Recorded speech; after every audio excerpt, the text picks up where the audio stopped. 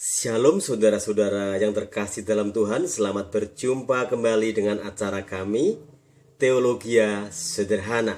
Saat ini kita akan belajar satu tema, yaitu mengenai bahasa roh. Saudara-saudara, mungkin ada di antara saudara-saudara yang dengan mengetahui tema bahasa roh ini, maka saudara dengan sangat antusias berusaha untuk mengikuti acara ini, tentang tema bahasa roh ini. Tetapi mungkin ada di antara saudara-saudara yang sudah memiliki paradigma cara berpikir secara rohani bahwa ini merupakan aliran tertentu dari suatu gereja. Saudara-saudara, memang saya berada dalam suatu gereja lokal yang percaya akan bahasa roh ini. Meskipun demikian, saya juga tidak terlalu suka dan tidak terlalu setuju dengan penekanan pada hal ini terlalu berlebihan sehingga kadang-kadang diada-adakan ataupun dilebih-lebihkan sehingga tidak pada proporsi yang sebenarnya. Sebaliknya bagi di antara saudara-saudara yang mungkin selama ini a priori tentang bahasa roh ini, mari kita secara objektif, karena kita sesama anak Tuhan yang mendasarkan iman kita pada Alkitab sebagai sumber kebenaran kita akan belajar dari Alkitab tentang bahasa roh ini. Saudara-saudara yang terkasih dalam Tuhan, bahasa roh ini muncul di dalam Alkitab ketika peristiwa Pentakosta. Di dalam Kisah Para Rasul pasal 2 ayat 1 dikatakan, ketika tiba hari Pentakosta, semua orang percaya berkumpul di satu tempat. Kemudian ayat berikutnya dikatakan di sini, tiba-tiba turunlah dari langit suatu bunyi seperti tiupan angin keras yang memenuhi seluruh rumah di mana mereka duduk. Sampai tahap ini tentu kita semua setuju bahwa ini adalah fakta historis yang benar-benar terjadi pada murid-murid Tuhan pada waktu itu. Ayat berikutnya dikatakan, dan tampaklah kepada mereka lidah-lidah seperti nyala api yang bertebaran dan hinggap pada mereka masing-masing. Ini pun juga suatu fakta historis yang tertulis dalam Alkitab. Ayat berikutnya dikatakan, maka penuhlah mereka dengan Roh Kudus, lalu mereka mulai berkata-kata dalam bahasa lain, seperti yang diberikan oleh Roh itu kepada mereka untuk mengatakannya. Dari sinilah muncul berkata-kata dalam bahasa lain ini yang nantinya akhirnya menimbulkan ada beberapa penafsiran, saudara-saudara terkasih. Dan kita perlu memberikan ruang bagi setiap anak Tuhan untuk menafsirkan dengan cara yang mungkin tidak sama dengan kita. Tetapi kita harus belajar secara objektif dari kata demi kata dalam perikop ini. Bahasa-bahasa lain artinya mereka berkata dengan bahasa-bahasa yang lain yang tidak sama dengan biasanya. Bahasa-bahasa yang tidak seperti layaknya selama ini mereka katakan. Saudara-saudara terkasih, kita lanjutkan pembacaan kita pada perikop ini karena ini merupakan pembahasan yang sangat penting sehingga kita perlu mendasarkan diri pada ayat-ayat Alkitab ini lebih daripada kata-kata kita sendiri. Kita lihat ayat berikutnya, dikatakan dalam perikop yang sama ini, waktu itu di Yerusalem diam orang-orang Yahudi yang saleh dari segala bangsa di bawah kolong langit. Jadi bangsa Yahudi memang menyebar di bangsa-bangsa yang lain dan pada hari Pentakosta ini mereka berkumpul di Yerusalem. Itulah bahasa-bahasa yang mereka dengarkan dibacakan oleh orang-orang yang mendapatkan pencurahan Roh Kudus ini, para murid-murid Tuhan Yesus, yang menurut mereka ini merupakan agama baru, sekte baru, dan mereka melihat bahwa orang-orang ini berbahasa-bahasa seperti bahasa di mana mereka tinggal. Bangsa mana saja mereka tinggal?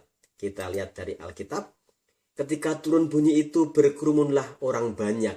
Mereka bingung karena mereka masing-masing mendengar rasul-rasul itu berkata-kata dalam bahasa mereka sendiri. Bahasa apakah itu? Dikatakan mereka semua tercengang-cengang dan heran lalu berkata, bukankah mereka semua yang berkata-kata itu orang Galilea?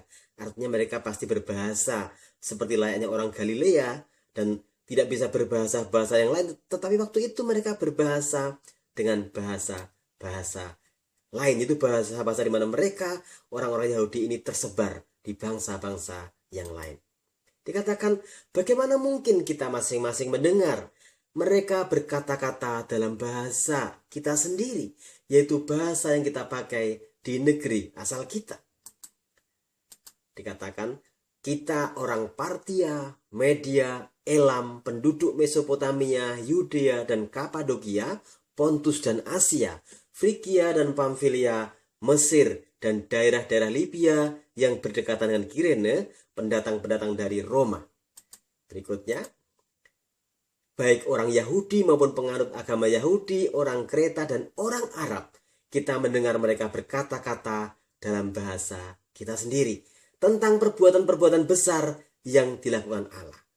Saudara yang terkasih dalam Tuhan, dari sini kita bisa melihat bahwa bahasa-bahasa lain yang dikatakan oleh para murid-murid waktu itu adalah bahasa-bahasa yang bisa dimengerti oleh orang-orang Yahudi yang tersebar di bangsa-bangsa itu tadi. Bahasa-bahasa tadi, bahasa apa bisa dimengerti, artinya bukan hanya kata-kata yang tidak beraturan, bukan hanya kata-kata yang tidak jelas maknanya, tetapi bisa diartikan oleh orang-orang itu.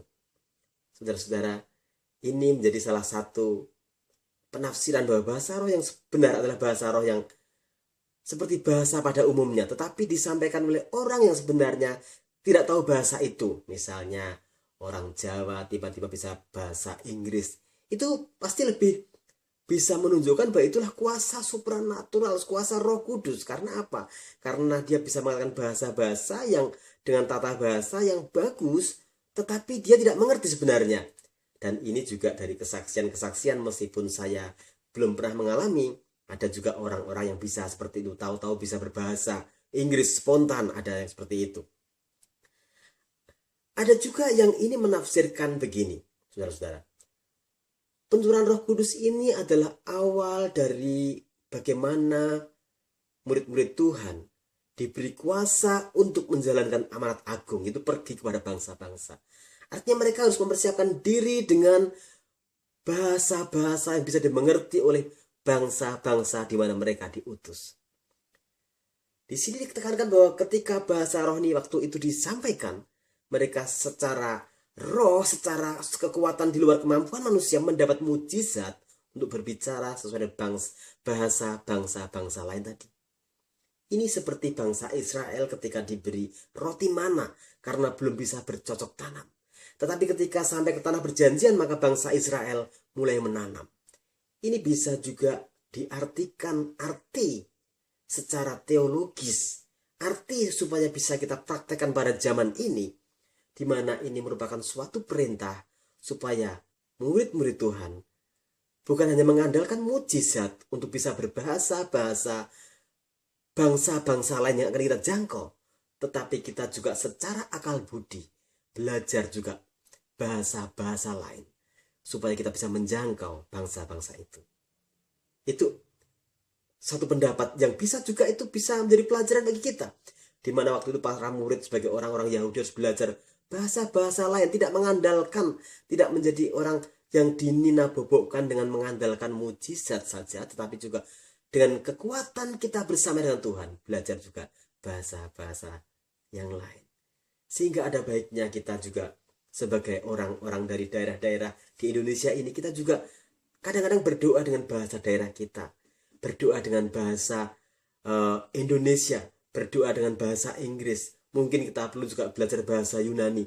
Itu bisa diartikan seperti itu. Karena bahasa bisa menjadi alat buat kita untuk menjangkau.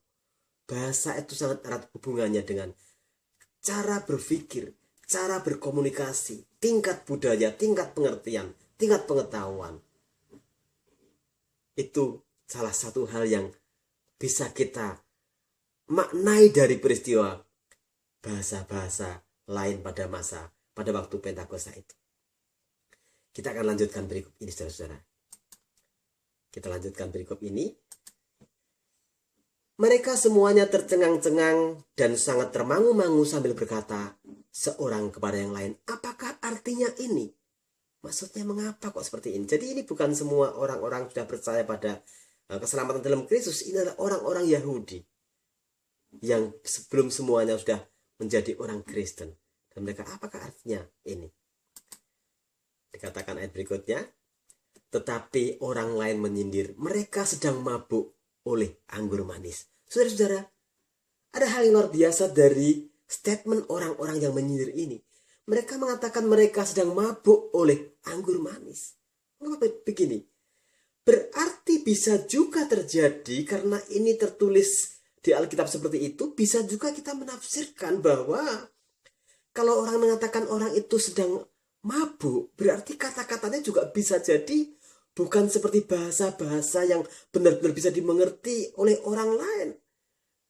Bisa jadi setiap bangsa Yahudi yang pergi ke bangsa Asia, bangsa Mesir tadi mendengarkan orang-orang berbahasa lain ini, dan orang bangsa Yahudi dari yang merantau ke Mesir ini merasa mereka berbicara pakai seperti bahasa Mesir. Padahal bagi orang-orang yang tidak dikuasai Roh Kudus, bagi orang-orang yang tidak bisa mengerti itu, tidak dengan kerinduan yang dalam, tidak dalam channel yang sama, mereka melihat itu sebagai orang mabuk.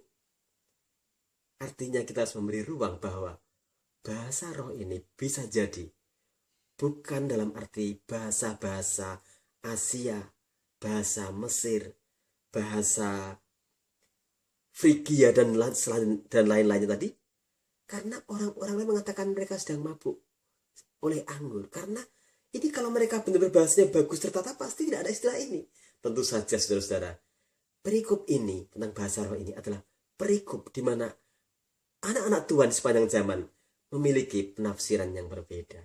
Saudara-saudara, pelajaran pada saat ini adalah untuk menekankan kepada kita bahwa bahasa-bahasa lain ini pernah terjadi dalam Alkitab, sehingga kita tidak boleh memungkirinya. Ini memang benar terjadi, dan kita harus memberi ruang bagi setiap anak Tuhan untuk menafsirkannya, dan tidak perlu kita memperdebatkan satu dengan yang lain.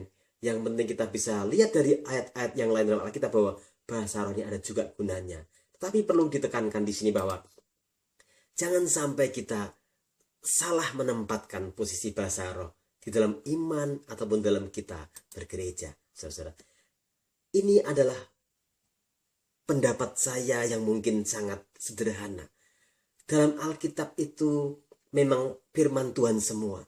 Semua adalah firman Tuhan. Tetapi ada hal-hal di mana itu merupakan suatu yang hakiki, suatu yang pasti, bahkan seolah-olah tidak perlu lagi penafsiran. Misalnya yang kuning ini adalah inti daripada iman Kristiani.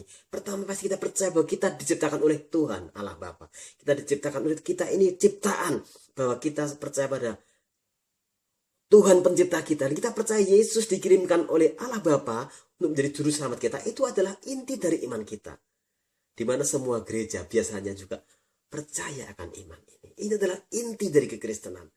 Tetapi ada juga peraturan-peraturan yang lain yang itu saya katakan itu penting juga, tetapi jangan menggeser hal yang sederhana. Misalnya mengenai baptisan. Ada yang membaptis dengan cara percik, dengan cara selam. Memang pasti kalau bisa ada gereja yang mengatakan harus selam. Dan Alkitab memang Tuhan Yesus diselam juga, saudara-saudara. Nanti ada hal tersendiri dalam hal itu. Tetapi intinya jangan itu menjadi perdebatan mengalahkan yang utama.